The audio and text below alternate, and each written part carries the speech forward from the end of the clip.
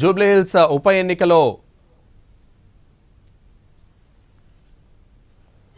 పోలీసులు లాఠీ చార్జ్ జరిపించారు. షేక్పేట్ డివిజన్లోని 4, 5, 6, 7, 8 బూతుల వద్ద బీఆర్ఎస్ కార్యకర్తలకు ఆస్త హడావిడి చేశారు. పెద్ద ఎత్తున చేరుకున్న గులాబీ కార్యకర్తలను అక్కడి నుంచి వెళ్లిపోవాలని పోలీసులు సూచించారు. కానీ వారు తిరిగి వెళ్లకపోవడంతో పోలీసులు లాఠీలకు పనిచెప్పారు. పలువురు గులాబీ కార్యకర్తలను బూతుల వద్ద నుంచి వెళ్లగొట్టేందుకు లాఠీ చార్జ్ చేశారు.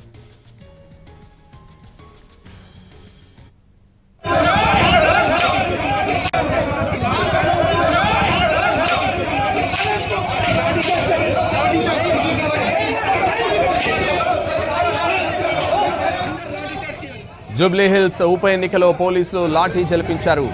షేక్పేట్ డివిజన్లోని 4, 5, 6, 7, 8 బూతుల వద్ద బీఆర్ఎస్ కార్యకర్తలు కాస్త హడావిడి చేశారు. పెద్ద ఎత్తున చేరుకున్న గులాబీ కార్యకర్తలను అక్కడి నుంచి వెళ్లిపోవాలని పోలీసులు సూచించారు. కానీ వారు తిరిగి వెళ్లకపోవడంతో పోలీసులు లాఠీలకు పనిచెప్పారు. పలువురు గులాబీ కార్యకర్తలను బూతుల వద్ద నుంచి వెళ్లగొట్టేందుకు లాఠీ చార్జ్ చేశారు.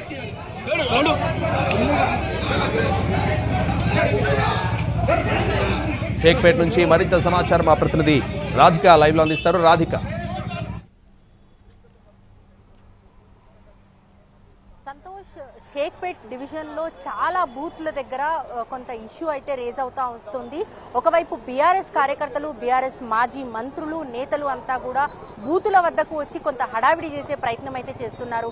కొద్దిసేపటి క్రితం వరకు కూడా కొప్పుల ఈశ్వర్ కావచ్చు, ఆర్ఎస్ ప్రవీణ్ కుమార్ కావచ్చు, దాసౌజు శ్రవణ్ కావచ్చు, వీళ్ళంతా కూడా బూతుల వద్దకు వచ్చి ఒకవైపు ఎన్నికల నిబంధనల ప్రకారము నాన్ లోకల్స్ ఎవరు కూడా జూబ్లీ హిల్స్ నియోజకవర్గంలో తిరగటానికి లేదు అని బీఆర్ఎస్ వర్గాలే చెప్తున్నప్పటికీ వాళ్ళే మాజీ మంత్రులు, ప్రస్తుత ప్రజాప్రతినిధులు, అట్లాగే నాయకులు అంతా కూడా ఇటు బూత్ల వద్ద కొంత హడావిడి చేసే ప్రయత్నం చేస్తున్నారు, ఓటర్లను ఇన్ఫ్లుయెన్స్ చేసే ప్రయత్నం చేస్తున్నారు అని చెప్పి కాంగ్రెస్ కార్యకర్తలంతా కూడా ఆరోపణలు చేస్తున్నారు. ప్రస్తుతం మనం ఉన్న పోలింగ్ కేంద్రం ఏదైతే ఉందో ఇక్కడ కొద్దిసేపటి క్రితం వరకు కూడా లాఠీ చార్జ్ జరిగి ఎక్కడికక్కడ చెల్లా చెదురు చేసే విధంగా ఇటు పోలీసులు ఇరు వర్గాల మధ్య ఇటు గొడవ పెద్ద స్థాయిలో జరుగుతూ ఉండటంతో ఇరు వర్గాలని కొంత చెల్లాచెదురు చేసే ప్రయత్నం చేసి ఇక్కడ నుంచి పంపించే ప్రయత్నం చేశారు.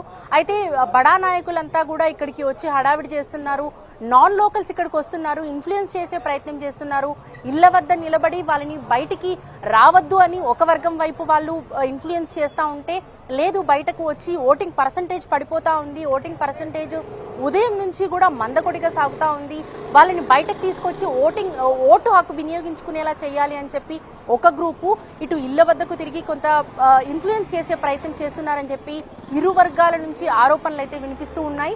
సో ఓవరాల్ గా ఉదయం నుంచి జూబ్లీ హిల్స్ నియోజకవర్గంలో చాలా సెంటర్స్ లో కూడా మందకొడిగా సాగుతుంది. అంటే గంటకి కనీసం 10% కూడా ఇటు పోలింగ్ పర్సంటేజ్ నమోదు కాకపోవడం అనేది కొంత శోచనీయంగా చెప్పుకోవాలి. ఎందుకంటే జూబ్లీ హిల్స్ అనేది కొంత ఎడ్యుకేటెడ్ ఫ్యామిలీస్ తో పాటు బస్తీలు ఏరియాస్ చాలా వరకు కూడా కొంత ఎడ్యుకేటెడ్ దీంట్లో ఉన్నప్పటికీ కూడా ఇక్కడ కొంత పర్సంటేజ్ తక్కువగా రావటం అనేది అందరినీ ఆశ్చర్యానికి గురి చేస్తుంది. నిజానికి ఇక్కడ బస్తీల నుంచి జరిగే పోలింగ్ పర్సంటేజ్ తోనే జూబ్లీ హిల్స్ నియోజకవర్గంలో పర్సంటేజ్ పెరుగుతుంది అని అంటారు. కానీ ఆ బస్తీ వాసులలో కూడా చాలా వరకు ఇటు డబ్బులకు ఇన్ఫ్లుయెన్స్ అయి కొంతవరకు రాలేదు అని చెప్తున్నారు. మరోవైపు డబ్బులు ఇచ్చినప్పటికీ కూడా కొంత వస్తువులు పలానా బస్తీలో పంచారు, మా బస్తీలో పంచలేదు అని చెప్పి కూడా ఓటర్లు డైరెక్ట్ గా ఓపెన్ గా మాట్లాడుతున్న సిచ్యువేషన్ అయితే కనిపిస్తుంది.